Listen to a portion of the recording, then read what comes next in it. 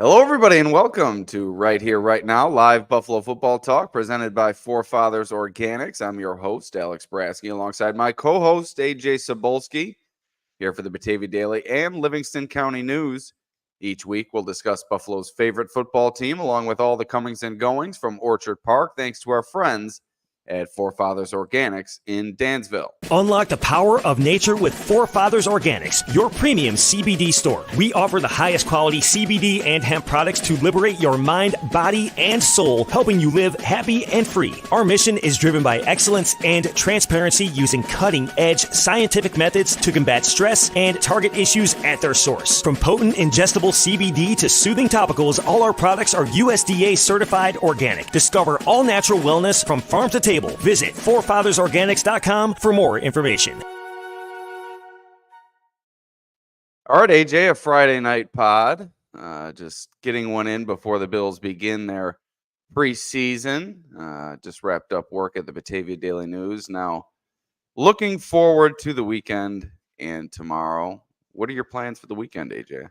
Yeah, so after this, I'm again, I don't know if we've gotten into this on the pod, but I am a can jam world champ. So this is when me and my cousins start ramping up kind of that activity. So tonight we'll start practicing. You got to ramp up. You got to ramp doing our up. throws of 50, trying to see how many threes we can get and kind of, going from there. Having fun, obviously, as well. We don't take it too seriously, but there is $1,000 on the line. I've seen the videos, AJ. You guys take it pretty damn seriously. We do. So there's $1,000 on the line this year. So I think there's a little bit more to play for. It's a little bit bigger event. It's at Buffalo Riverworks. So looking forward to that. But that's first off. Then maybe hit up the fair this weekend, Erie County Fair. Obviously, cover the Bills game tomorrow. Bills preseason home opener against the Bears.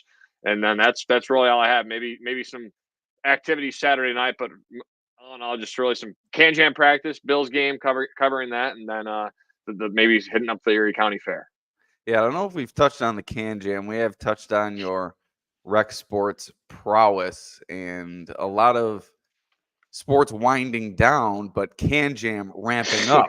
Exactly. The yard games are still in full effect here. Yeah, so we're ready to go. And we are ready to go for Bills Bears preseason action, and wanted to record this tonight just to give the people a quick preview, whether they listen to it tonight or tomorrow morning, which would be Saturday morning if you're listening to it. Bills play the Bears 1 p.m. Saturday at Highmark Stadium. Chicago's already kicked off their preseason action, played in the Hall of Fame game. Caleb Williams expected to play for the Bears this weekend against the Bills, along with Josh Allen and much of the Bills starters, who Sean McDermott said are expected to see about a quarter of action.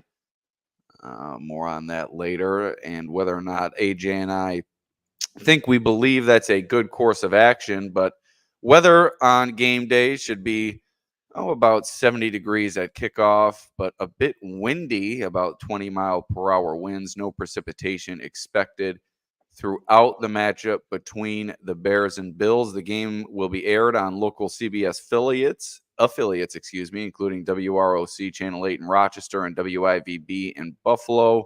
And nationally, the game can be viewed on NFL Network. Andrew Catalan, Steve Tasker on the call alongside sideline reporter Maddie Glab, her first opportunity to become a sideline reporter. So excited for that. Now, AJ, let's get into maybe a hot topic of debate. Should Josh Allen and the Bills starters be playing in this preseason game, or any preseason game action for that matter? I think if you ask me, the risk doesn't outweigh the reward here. Excuse me, the other way around. I don't think the reward outweighs the risk. I think if Josh Allen or another Bills starter goes down during the preseason, I think you'll have Bills fans up in arms. And I'm not sure the benefit of getting starters and Josh Allen out there for a quarter really moves the needle, whereas an injury could be catastrophic to the season. Obviously, that's what Sean McDermott and his staff were weighing when they made this decision. And in the past, it hasn't always been the case with Josh Allen and the starters playing. I know McDermott does like to get his players out there. He has said before that he sees value in that. And I'm not sure we'll see Matt Milano or Von Miller, but a lot of other of the starters expected to play. And I'm just not so sure that that's a good course of action.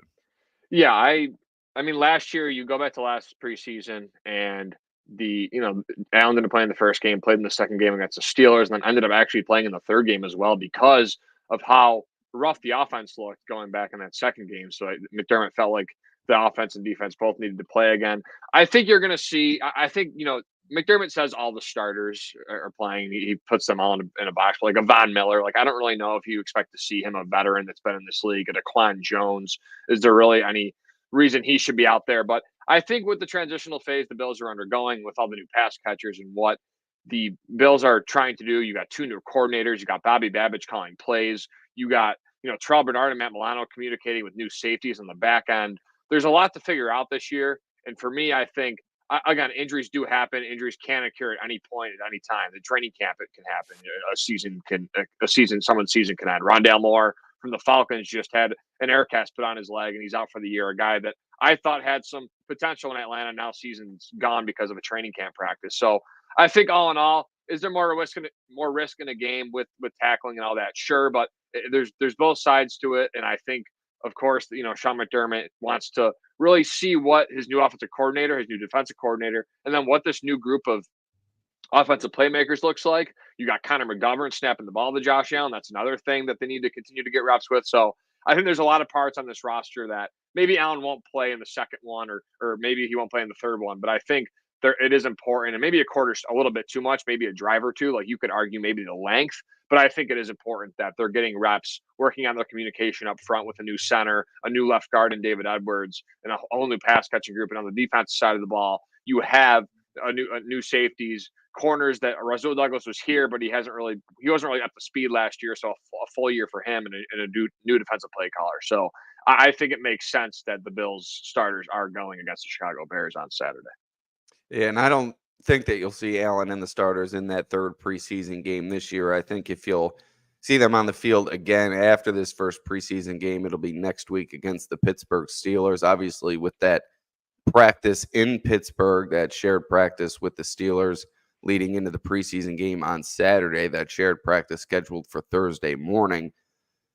And that's why I don't know if that's such a great idea to throw Josh Allen and the starters out in week one. You do have that extra opportunity in that shared practice with the Steelers where it's kind of a scrimmage environment and a more controlled environment, which allows for less chance of injury. And I think it would be more, I think it would behoove the Bills more to throw Josh Allen and the starters, maybe for some extra action during that shared practice rather than extra preseason action when you have guys out there trying to earn jobs. It's not regular season speed, but at the same time, you have guys still trying to earn their role on their team's respective roster. And like I said, just to see Josh Allen or another player for that matter that the Bills are counting on this year go down in the preseason, I think that would just have fans up in arms and questioning why they were even out there in the first place. But that's the way we have it. The starters and Allen will be on the field for about a quarter on Saturday, along with Caleb Williams. He's going to be an exciting show to watch. The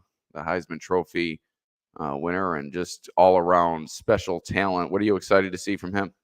Yeah, I'm really looking forward to seeing Caleb Williams with this team. And I think going back to like the starters playing, now I will be upset if they're putting Allen in, like, if Joe Brady's like, okay, Allen, read option, you're keeping it. Like, okay, they're you know what I mean? It's going to be pretty vanilla, I think, from the offense. The offensive line is going to have to use their technique and do their job, but I don't think it's going to be hopefully too extreme of play calling. I think it's going to be pretty basic. Get the ball out quick, see what your playmakers can do. But going back to the Caleb Williams kind of saga and how he's come about, I think I'm really excited for him, Alex. I think he's a guy.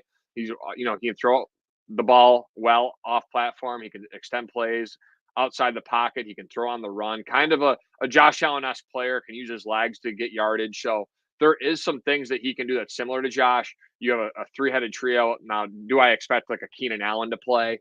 I'm not sure. Again, a 32-year-old vet. Why would he be out there? But I'm expecting a Rome Odunze to be out there, even a DJ Moore. So we'll see those two guys as well. So I'm just excited for this Bears entire offensive unit. You have a couple of injuries up front. The right guard, Nate Davis, is out with an injury. He's considered week to week. So guess who's stepping in? Ryan Bates. So you'll see Ryan Bates at right guard. The Bills traded him this offseason for a fifth rounder. and he'll be in action along with Tremaine Edmonds on the defensive side. So the Bears offense, according to Locked On Bills, Locked On Bears, I listened to the podcast on the way back from Batavia today. The Bears offensive line has been a little dinged up, but they seem relatively healthy. Darnell Wright, it seems the right tackle is questionable to go at this point, but we'll see what happens there. And then defensively, they're pretty healthy. They have, like, again, some questions as to how many starters will play. Will Kevin Byard play, a veteran safety, like a 31-year-old that's been doing it in the league for a while? So there are some questions with both teams. How many starters are going to play, and there's even questions with how many snaps the Bears are going to play. It's not a set snap count. Head coach Matt Eberflus didn't really give any substance of how long the starters are playing, like Sean McDermott did. So all in all, I'm looking forward to Caleb Williams. I think he has a high ceiling. I think he could be a unicorn at the cornerback position, maybe not to the Josh Allen extent, but he definitely has the traits to be special. And this Bears team is going to be fun. They're minus 105 to make the playoffs right now. So Vegas does believe in this Bears team. Yeah, I've seen a lot of pundits pick the Bears to win their division and perhaps advance in the playoffs. This is a solid young team. Obviously, a local name here, Ryan Poles, a Caledonia native, more so a native of Canandaigua. I think his family from Caledonia, more so in our territory. And then out there near Rochester and Canandaigua is where he went to school. But it's nice to see him taking hold with the Bears, and it'll be nice to see a former Heisman Trophy winner and top pick and Caleb Williams out there performing. An injury report heading into this game for the Bills: safety Mike Edwards and safety Cole Bishop unlikely to play, as Sean McDermott said. All these players that popped up on the injury report on Thursday unlikely to play. Also, linebacker Nicholas Moreau, wide receiver Chase Claypool, running back Ty Johnson, offensive lineman Travis Clayton, linebacker Edifon Ulofoshio, defensive tackle Daquan Jones, edge rusher Casey Toohill, wide receiver Justin Shorter, wide receiver Matt Collins, and wide receiver KJ Hamler. Although the nature of his injury was not disclosed as far as I know. I did not see it disclosed. I don't think the Bills released that information yesterday. I think he needed a good preseason and needs a good preseason to make the team. Also, you have Chase Claypool trying to work his way back into relevance here after a nothing training camp. He went down before the pads came on with that toe injury. And really that leads me to our next point, which is the 53-man roster projection that we did on the dailynewsonline.com. A bit more discrepancy with our list this time around. We came up with the same 53 going into training camp, but our latest edition, we did have some disagreements, but we were able to settle in on some. Maybe you can mention some of the disagreements you had along the way, but let's just talk about the wide receiver position and Chase Claypool coming into training camp. Obviously a head full of steam, really leader in the clubhouse, but the way Tyrell Shavers has come on and now Marquez Valdez-Scantling coming on in recent days. Just why don't you give me some wide receivers that you think need a big preseason here? I've mentioned a few, and just what they need to do in order to push their way onto the roster or even a chance at the practice squad here come August 27th. Yeah, so I think you're really narrowing it down here, Alex, to, let's count this up real quick in my head, 8 guys, I think, fighting for maybe 5 or 6 spots. I think at this point you can safely say that Justin Shorter, Andy Isabella, Brian Thompson, Lawrence Keys, and Xavier Johnson are probably all, if they do stick around, a practice squad candidates. I just don't see really any room for them to really make a push. I really think you have the veterans of the room, and Curtis Samuel, Matt Collins, Marquez Valdez-Scantling at this point. Basically roster locks. Now the pecking order with how the targets are split up is still remain to be seen, but I feel like with those veterans, you feel like you have a good idea. And then with Khalil Shakir and Keon Coleman, the younger guys, you feel like those are locks. So if they keep 5, that's really the 5 that I expect to be, for the Bills to keep. When it gets to 6, that's where it gets tricky, because I still think it's between Terrell Shavers, KJ Hamler, and a long shot of Chase Claypool, because I think just the injury has really set him back so much. And Terrell Shavers and KJ Hamler, I think, have really shown enough for maybe to push Claypool out of the competition, especially with MVS's emergence over the past couple of days, and a Matt Collins who has a similar skill set to Chase Claypool, but can play special teams more consistently. So I think right now it's really between KJ Hamler and Terrell Shavers. Maybe Chase Claypool can sneak in there, but again, he's probably not going to be on the field tomorrow against the Bears. So if you really want to look, narrow it down to 2 guys, to really focus on tomorrow for that wide receiver room, I would say Terrell Shavers, a former undrafted free agent, had a strong preseason training camp last year, has continued that this season, and has really just stuck around, kept doing, special things. I wouldn't say he's really stood out crazily over the past few days of training camp, but he's a guy that can get open at every level. I think he has good hands. He's shown consistency at the point of attack in terms of catching the ball. And then KJ Hamler, I think, is coming off his best couple days the last few days at St. John Fisher, really stacking, showing the speed, especially underneath, getting open and accelerating to the second and third levels of the defense and showing that speed. The big thing for him will also be staying healthy. How will he look as a punt returner? Because that could give him an edge over Terrell Shavers as well. And then, again, you also have, I'm sure we'll get to Declan Hardy, but you also have him in the mix for that return job as well. I know we've talked about this mightily on Right Here, Right Now. We've been doing daily podcasts here now for a few weeks. But, yeah, I'm really looking forward. I think that's what it comes down to, Alex, is Terrell Shavers and KJ Hamler right now for that 6 spot if they do keep 6, and maybe an outside shot of Chase Claypool if he can fix the toe up and get out there sooner rather than later. Yeah, Justin Shorter Hive is dying off slowly but surely. He sustained an injury late in camp and really hadn't done much leading up to that injury. So I think time is running out for him in terms of his push for a roster spot. Still a chance at the practice squad for Shorter. But I think when we decided on our 53-man roster projection, I think you had Hamler in this spot. I had Shavers. I think after going back and forth, we decided on Shavers. But like you said, I think I wouldn't be surprised if they kept Hamler just due to that special teams ability. Daquan Hardy, I think, has a good chance to be the punt returner, but I'm not sure they are as reliant on him in terms of his ability to return kicks, and maybe they'd like to slot Hamler better into that position. But it's still a question whether or not we'll see him out there with the Bears. His injury hasn't been disclosed. He was being tested before Thursday's practice, so that leads you to believe that it's not necessarily of significant nature, and maybe there is a chance we see him out there, but based off McDermott's comments on Thursday, I would doubt that. So Tyrell Shavers, leader in the clubhouse here for wide receiver. At quarterback, obviously Josh Allen, Mitch Trubisky. Running back, we have the likely names James Cook, Ty Johnson, Ray Davis, Reggie Gilliam, the fullback. But Ty Johnson, he needs to get back sooner rather than later, really losing ground to Ray Davis in that battle for running back 2. I think I'd put Ray Davis as the leader in the clubhouse now for that position. Davis, some minor ball security issues throughout training camp, but I've really liked his physicality, his burst through the hole, and his vision has really been impressive. He's really a decisive runner. He sees the hole and he hits it quick. He's had a number of big runs throughout training camp, and Ray Davis gaining ground in this running back room, and he's going to get a lot of work during this preseason. James Cook not going to get a lot of work, and with Ty Johnson on the mend, you're going to see a lot of Ray Davis, I believe, during the preseason. Yeah, totally agree with you. That's what I think. He was a player to watch in my article for the Bills-Bears preseason preview, the game on the dailynewsonline.com. Go check that out. Pretty in-depth stuff. I'm trying to, Alex obviously helped me out with what to put in there. So I think working on that throughout the year, I think Bills fans will get a good sense of a lot of things regarding the game in terms of whatever you really want. And those will be coming every single week. Nice in-depth preview from AJ. Did a nice job with it. Make sure to check that out on the dailynewsonline.com. That'll get you ready for each game, preseason and regular season and playoffs this year.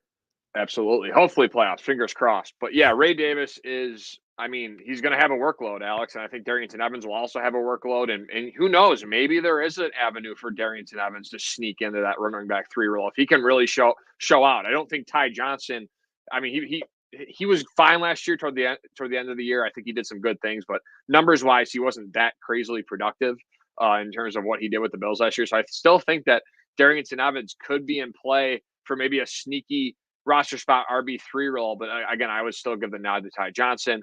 But in terms of Ray Davis, everything I've seen from him, like you mentioned, hitting the hole, I think he's shown good burst. Ran a 4.52 40-yard dash, but I think he's quicker than that. Like, he's football quicker. I think when he gets to that third level, he does have the ability to outrun these safeties and corners. So his ability to put his foot in the ground, his ability as a pass blocker, I think has really shown up, picking up, extra linebackers or DBs in obvious pass down situations when the defense is sending pressure. I've really liked what I've seen from him. So a 24-year-old who's going to get a lot of work, got a lot of work at the college level. I expect that to continue throughout the preseason. And I really do expect Ray Davis to solidify and carve out a significant role as RB2 for this team moving forward. Little over halfway through the pod, we'd like to thank our sponsor, Forefathers Organics.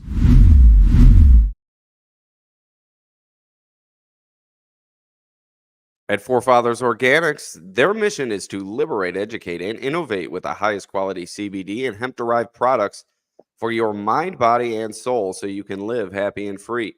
Visit them at 87 Franklin Street in Dansville, online at forefathersorganics.com, or call them at 585-335-2223 to learn more about the products they offer.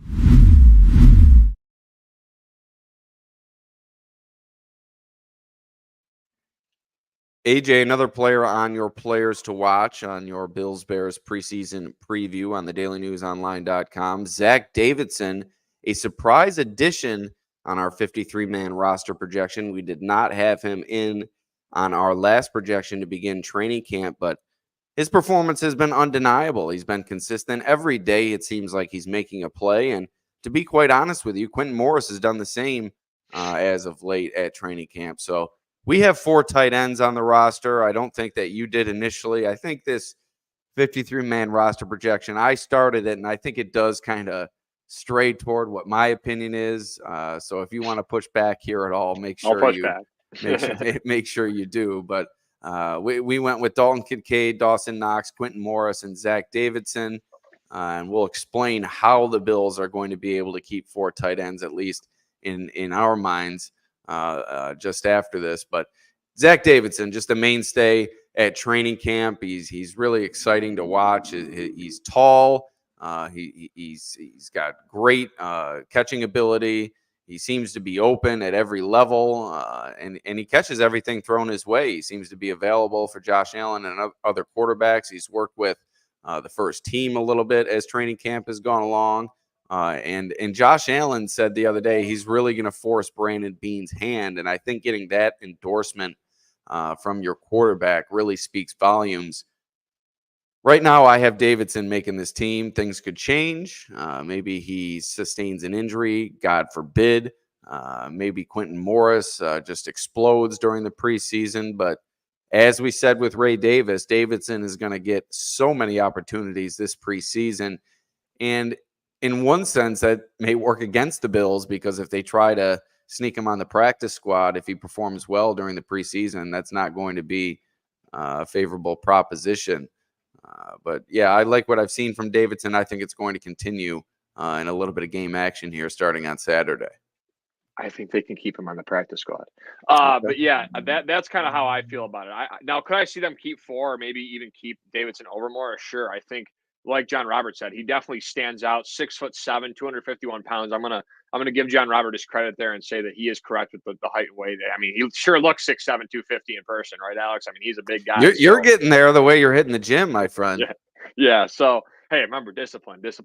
But yeah, I really do like Zach Davidson's work throughout camp. I think he's shown enough to me that he deserved to be, written about in a preseason preview, the first game. I think that's a player that Bills fans who have not been to camp yet at St. John Fisher or were not able to go need to keep an eye on, because he's been very talented throughout camp. He's shown his ability to win. He's very athletic. Again, a very high RAS score, which calculates a bunch of different tests at the combine every year. This guy, I got to credit the correct person who actually created it. I will get to that, but he creates a RAS score, and his is through the charts. It's super high. So he's a very, very gifted athletically. I think if you combine that with how, like you said, Alex, his consistent hands and ability in the red zone, especially, I thought he's performed well. I mean, a 6'7", 250-pound guy that can run a 4.6.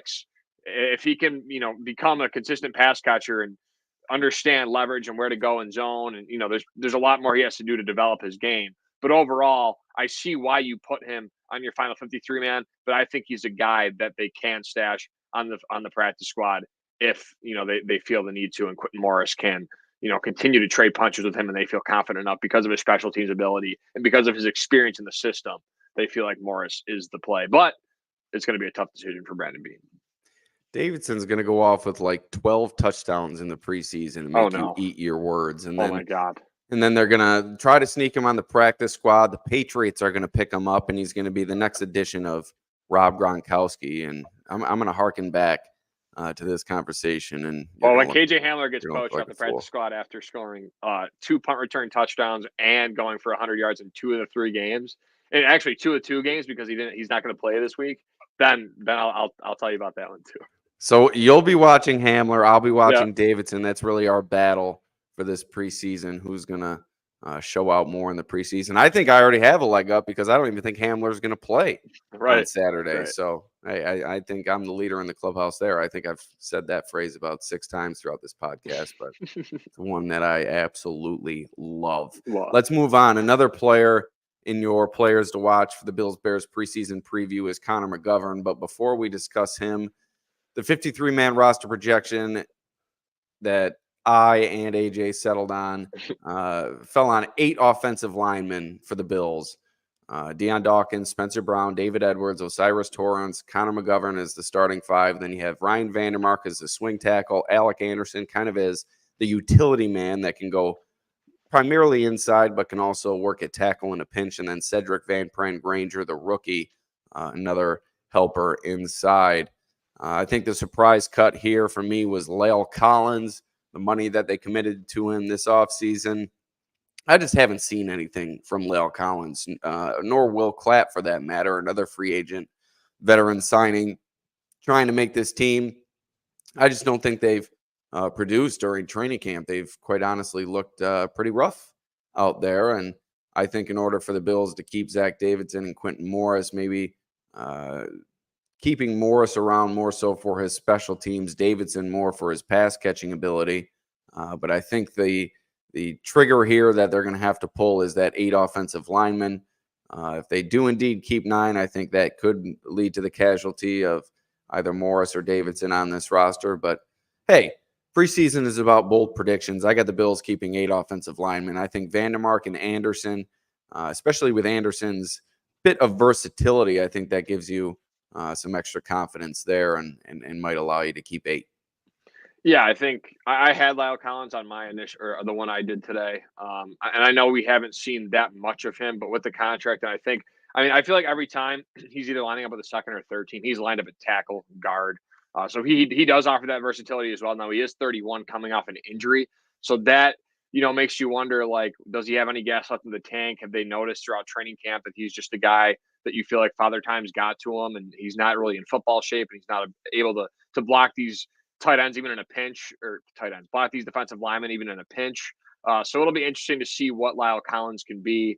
And I'm really intrigued to see him throughout preseason because I think he's someone that his stock's at his lowest right now. But if he can really put together a good couple preseason games, I think his potential to see his stock rise could be very abundant, because I think his ceiling still, if he can get back to anything he used to be, he could be a very key depth piece on this offensive line. You have Alec Anderson, who plays guard tackle, who can really do it all, and has really been like, the also center. He's been working as the backup center as well. Right.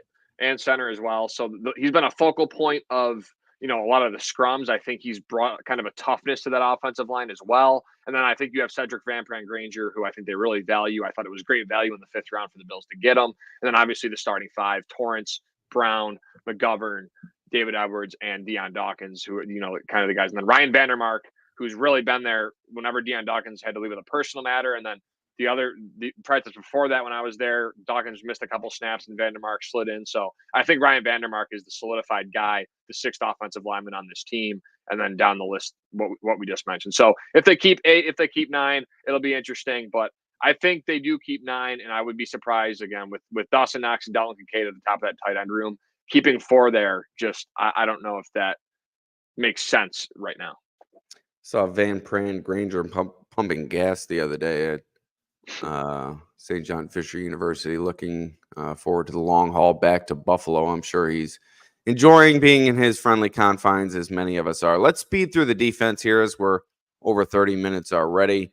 Edge rusher, player to watch, Devon Solomon, but I think elsewhere it's really decided. Greg Rousseau, AJ Epineza, Von Miller, DeJuan Smoot, the leaders there to make the roster. Kingsley Jonathan may push Javon Solomon for a roster spot. He did make the team last year, but I've really liked what I've seen from the rookie. Spoke with him yesterday. He's really used his fundamentals and that technique to allow him to gain some solid pressures throughout training camp. So I think Solomon's going to make this team. That leaves Kingsley Jonathan, I think, is the odd man out. Yeah, I like what I've seen. Again, Javon Solomon, I wrote him up in the preseason preview. He's a guy that has flashed, again, a leading sack getter. And I don't think, again, a guy that's done it at the level he did it at college, I know it's still the MAC, but he's still a 16.5 sack guy. I think putting him on the practice squad is a bit risky because I could see him getting poached right away just because of what he did in college and what he's done so far at training camp. And if you continue to work in the preseason, you're looking at a guy that I think has some promise. I know he's a bit undersized, and he might not be anything more than a pass rush specialist in this league and a below average run defender. But a lot of offenses in today's NFL pass the ball, and I think having a guy that you can count on as a DN5 to come in a pinch and even in a limited rotational role and get to the quarterback, I think that's important. So Javon Solomon, keep an eye on him, Bills fans. He's a guy that I think has shown a lot. Great pass rushing technique. I think he has to work on, again, getting up to speed at the NFL level. But all in all, I'm really looking forward to looking at Solomon, what he can be for this defense moving forward. Not much to talk about at defensive tackle. Ed Oliver, Daquan Jones, Austin Johnson, Deshaun Williams, Dwayne Carter seem to be shoo-ins to make the roster. Eli Anku, practice squad candidate. Branson Dean also has made some plays throughout training camp. Maybe they can get him on the practice squad. Gable Steveson, I think, also another player they might like to get back. He's been performing on special teams in practice, so maybe some versatility there that might allow him to progress in his new role in this new sport. Another player to watch, perhaps if he's on the field this weekend, Matt Milano, but once again, I doubt that we'll see him. But he's progressed well throughout training camp. Balin Spector made our 53-man roster projection. He did not make our initial projection, but he's been out there with the second team alongside Dorian Williams throughout training camp. So I'm expecting right now, if Balin Spector can get through the preseason healthy, which has been tough for him, that he'll make the roster along with Deion Jones. Edifon Ulofoshio is an IR candidate with that rib injury. And then Joe Andreessen may be a practice squad candidate. And then you have Shane Simon as a cut as well. Moving to cornerback. And that IR designation for Edifon Ulofoshio on our 53-man roster projection is in response to Joe Marino roasting us last time when we didn't account for the cut of Reed Ferguson. So we have accounted for that this time around. Moving, like I said, to cornerback. Daquan Hardy's been the star of the show throughout training camp. The rookie making plays on the boundary, working well in the slot. We have Cam Lewis and Jamarcus Ingram also making the team. And then obviously Kyer Elam, Taron Johnson, Christian Benford, and Rasul Douglas. Talk a little bit about Hardy and what you'd like to see from him this preseason. Obviously the return ability, another aspect that we're looking for over the next few weeks. Yeah, I did not include Daquan Hardy in my players to watch because of the fact I think with what he's done throughout training Shame camp, on you. Yeah, shame on me. He'll be in one of these. He'll be in an upcoming one. But I just think for now, I want to see him in game action out there with the second or third team unit and as a punt returner, because I think once we can actually see that live and what they both, Hamler and Hardy, if Hamler's ready to go tomorrow, what they can actually do at that position, because it's hard in practice. And I'm looking forward to Daquan Hardy. I think he's a guy that continued to make plays, splash plays, and has been good at coverage. They've been using him really everywhere along the defense. So he's an athlete. He's a guy that's been successful so far at training camp. And again, he's a guy that I would like to watch, along with who I actually put in my article, Kyer Elam, who I think this is a big first step for him. I think this is very huge for his confidence going up against this Bears team. Can he consistently, be productive? Will Rasul Douglas even play tomorrow, or will they trust Kyer Elam? Maybe not trust, but will they put Kyer Elam in the starting shoes and say, go guard these number ones on the Bears and see how you do? So it'll be interesting to see how Kyer Elam does. I think he's another guy that consistency is so important for him in terms of his NFL career and how it shapes up. And he's shown really everything we've wanted to, despite, again, the physicality and the flags at times, Alex. I think he's shown enough for us to be confident that he has that CB3 role pretty locked up, unless a late push from Jamarcus Ingram. Kyron Brown, Kenai Lovely, and Corey Couch, an interesting name to watch throughout training camp. He's made a number of plays. Those three are cuts at cornerback. Now, safety, the landscape has really shifted here since we initially discussed the 53-man roster projection, with Cole Bishop and Mike Edwards missing plenty of time due to injury. Damar Hamlin seems poised to take over that starting job entering week 1. I just don't know if there's enough time on task for Mike Edwards, a new player in this Bills defensive system, and Cole Bishop, new to this system completely. So Taylor Rapp and DeMar Hamlin could be your week 1 starters. And Rapp has done a nice job during training camp, but I don't know if I'm dead set confident on him going into the season as a starter. What's your view here? What's your confidence level? Do you think a Kareem Jackson, a Terrell Burgess could still make their way onto this roster, or do you think it's those 4 that I listed above? Maybe Bishop or Edwards could be an IR candidate, like I said, with Ulofoshio. Yeah, I was going to say, I think there might be some room for a Cole Bishop IR spot for the safety room, but I'm looking He's been on the bike and he's not been working that left shoulder.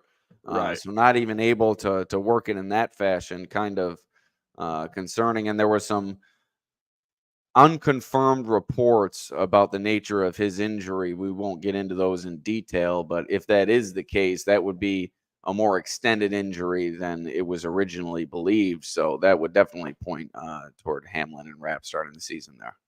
Yeah. I saw that as well. I think there is some uncertainty surrounding Cole Bishop. I really do. And Alex, this might be hyperbolic, and I guess I'm kind of a hyperbolic guy sometimes, but on day 10 of Bills camp, I know we talked about Ed Oliver being the best player on the defense. I really thought DeMar Hamlin, and again, this is totally like unbiased. This is straight what I saw and how I viewed it. I really thought DeMar Hamlin was the best player on the field on defense that day. I think at every level of the field, maybe not the best player on the defense, but the best version of DeMar Hamlin I've seen to this point in terms of in a practice setting or even a game setting. He was flying all around. He's using his instincts that I think sometimes he's been hesitant in the past in terms of going to the ball, attacking the ball, and bringing down the ball carrier or the receiver. I think he was very instinctual, no fear, making plays at every level. So I would say I'm pretty concerned with the safety room in terms of like a number scale. I'd still sit around a 5 or 6 just based off of you look at it on paper, and there's not a lot of success at the NFL level in terms of guys that have done it. But I think with Bobby Babbage and Sean McDermott's scheme, you pair that with, I think, a Taylor Rapp, who I think is reliable and can be called upon. And again, Bobby Babbage said they're going to put a lot on Taylor Rapp's plate to begin this year because he's the guy that has, I wouldn't say the most experience. Obviously, DeMar has more, but I think his talent paired with his experience in this Bill system, I think, gives him the nod to really be the vocal point of the safety room. So, and the most recent experience. Right. Yeah. So all in all, the safety room is definitely not, I'm not sitting up here like smiling about it. And, they don't have 2 All-Pros back there that have done it at the highest level and that have, had so much success. But you have a bunch of guys that I think once Edwards and Bishop get back, and whenever they do, I think that'll obviously ease kind of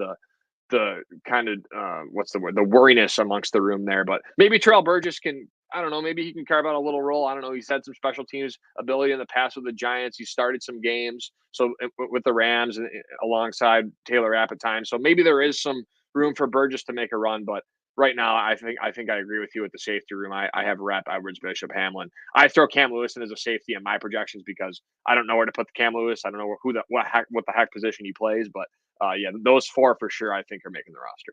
I think on our next projection, we might just have to go defensive backs rather than splitting up cornerbacks and safeties. I think that's a good point. Finally, with special teams, your run-of-the-mill Sam Martin, Tyler Bass, and Reed Ferguson. Sam Martin, I think, has the punter job locked up, but there still is a chance that the Bills might try to look on the waiver wire. Maybe a big-name punter comes available, somebody that they might think will give them better production. But as of now, I think his role on the team relatively safe. Why don't you give me, before we move on to our final item of business here, why don't you give me your top player who you think needs a solid preseason to crack a roster spot? Anybody on the roster, offensively, defensively, somebody who could parlay a solid 3 games into a roster spot, whereas maybe right now they're on the outside looking in. I think it's Lyle Collins, and I'm going to go back to that guy because I think what he's shown in the past, along with what he could be. I don't really think there's a player that could increase his stock more. You look at the cut candidates. You have 8 here on the Daily News on our 53-man roster projection. So Lyle Collins, if they keep 9, he's fighting for a spot with Keaton Bills, Gunnar Britton, Will Clapp, Kevin Jarvis, Travis Clayton, Richard Garage, and Tylen Grable. I mean, other than Tylen Grable and maybe a Will Clapp, I think maybe those are two guys that could maybe make a run. Maybe a Travis Clayton, I'm not sure, but I think No, Lyle I Collins. don't think Clayton, maybe Garage, an outside chance. Okay, so all in all, it's really Collins versus who? Clapp and Garage, maybe. Like if they cut 9, who like of that cut list on the webs on our Grable, Garage, and Clapp and Collins, I think, are all in that bucket that you're speaking toward, that are kind of right on that bubble. Okay, so that's who I think. If Collins can show versatility at the guard spot, he can play either side, and if he can go in at tackle and win some good reps, I think there really is an opportunity for him with 3 solid games based off contract, based off past success in the NFL, and based on who he's competing against for that 9th spot. If they do keep 9, I think Lyle Collins has the most to gain from this preseason. There's obviously other guys, but I think for a person in my eyes, for the individual himself to really rise his stock, it's Lyle Collins. I'm going to go with 2, both at the wide receiver position. I know I'm kind of copping out here, but I think they go hand in hand. Chase Claypool and KJ Hamler, both of them need to be available. That's the first item of business. And then both of them need to show some production here. I think particularly with Hamler, he needs to show it as a kick returner. I think if he's going to make this team, he's got to show that he can use that speed to get some extra yardage in this new version of the NFL kickoff, whereas Claypool just needs to get back out there and show what he was doing during OTAs without the pads can translate with the pads in this offense, and he can acclimate himself into Joe Brady's offensive system. And that's the next and last item of business here. It's going to be exciting to watch the look of Joe Brady, and maybe Bills probably won't give too much away here during their first preseason game. It's not like they're going to be going very deep into the playbook, but just to see the overall scheme of Joe Brady's offense and an entire offseason to install his look on offense. It's going to be interesting there. And then on the other side of the ball, Bobby Babich calling the defensive plays. Sean McDermott saying that he spent a lot of time with the offense throughout training camp because he hasn't wanted to look over Bobby Babich's shoulder. I think that means Babich is going to have more of a stamp on this side of the ball than people believed at the outset of the offseason. A lot of people, including myself, thought Sean McDermott might still call the plays. I don't think that's going to be the case anymore. I think it's full steam ahead with Babich as the defensive play caller, and I'm interested to see what kind of mix he puts on the Bills' defense. Yeah, I'm looking forward. Like you said, I think it's going to be pretty vanilla in terms of the Bills' play calling. They obviously this is the biggest goal in walking away from this preseason game is protect Josh Allen, and the same thing for the Bears. Protect Caleb Williams and get out of there injury free. That's the 2 biggest goals for both these teams. That's the 2 big goals for, when you're playing your starters in these preseason games. That's the end goal for a lot of these coaching staff. That's what they want. They want to execute, get off the field, showcase their things. Who really cares about statistics or what guy does this? They want to see trends. They want to see players fighting for roster spots to make pushes and really fight and show their competitive nature. But yeah, I'm looking forward to what Joe Brady can do. I think you'll see some trends though. Still, like Alex, you said, they might be vanilla. I still think there will be some trends that maybe we can pick up, maybe some hints, maybe some different looks that Joe Brady implements throughout the game. And then defensively, Bobby Babich, a lot of players, especially veterans on the team, have said that, like Ed Oliver mentioned, there isn't really much of a difference between the scheme with Bobby Babich taking over the defensive play calling. I think he's been here since 2017, working with the linebackers and DBs and making them, all pro players. So I think he has a good idea of what this defensive scheme can produce and can do. So why go away from it? Maybe you'll see different, sub packages, or maybe you'll see maybe a 4-3 look, or maybe some more dime with an extra safety. But I'm not really expecting too much. But it will be cool for Bobby Babich in a play calling setting to see what he can do. And Alex has left the thing here, so I'm sure he'll be back here shortly. To anyone's listening, Alex has left the chat. John Robert, thank you for always commenting. Cole is using one arm on the bike. Yeah, I wouldn't expect Cole Bishop to be back before week 1. I don't even know if he'll be back for week 1. Mike Edwards is another player that we don't really know. Hamstring injury. Okay, so Alex wants to conclude the pod at that. So we will end there. One more word from our sponsor, Forefathers Organics. Unlock the power of nature with Forefathers Organics, your premium CBD store. We offer the highest quality CBD and hemp products to liberate your mind, body, and soul, helping you live happy and free. Our mission is driven by excellence and transparency, using cutting-edge scientific methods to combat stress and target issues at their source. From potent ingestible CBD to soothing topicals, all our products are USDA certified organic. Discover all natural wellness from farm to table. Visit forefathersorganics.com for more information. All right, that will do it on the Bills-Bears preseason preview. I'll look over the 53-man roster. We gave it to you. Check it out on the dailynewsonline.com. As always, thank you for tuning in, everybody over 500 today. We appreciate it. Please like, share, subscribe. Always leave comments. We'll try to get to those questions. John Robert, again, thank you for tuning in. And you guys all have a great weekend. Bills football is back tomorrow. Bills-Bears preseason week 1. And as the great Alex Brasky says, we will see you next time.